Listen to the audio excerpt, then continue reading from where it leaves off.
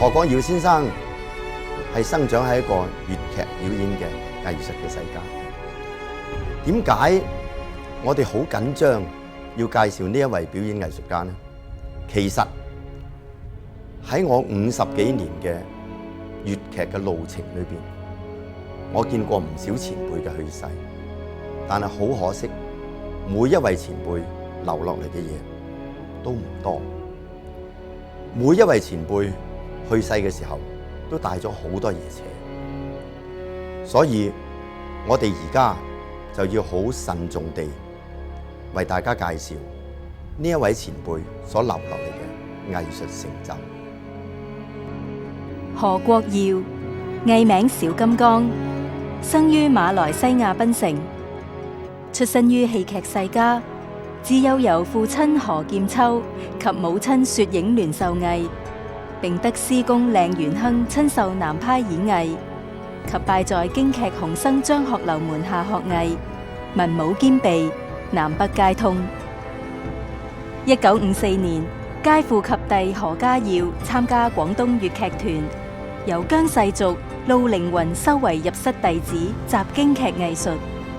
1966年，被選入廣州青年粵劇團擔任小武，專攻猴戲孫悟空借扇等，更由靚少佳親授南派傳統戲西河會妻等劇目。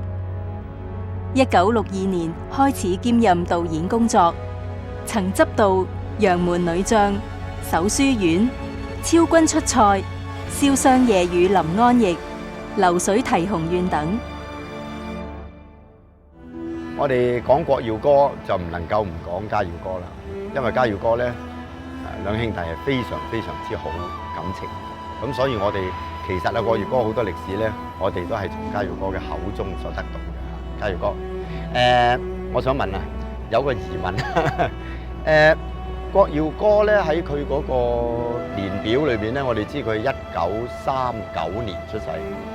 就喺檳城出世，係啊係啊。咁但係你咧就喺新加坡出世嚇。咁雖然喺嗰時係未分家嘅，咁但係點解會一個南一個北咧？因為嗰陣時父母都係做戲咯，佢去到邊度就喺嗰邊出世咯。所以我哋五兄妹咧都係唔同地方出世嘅。哦，咁係嗰陣時即係大家揾食啦，係嘛？係。咁啊，我知道你爸爸就何劍秋先生啦。媽媽就係雪影聯女士啦嚇，咁兩位都係當聲嘅名演員啊！喺新加坡咧，阿秋叔啊號稱4大天王之一啊！係，咁我又想問啦，你阿爺係咪做戲嘅？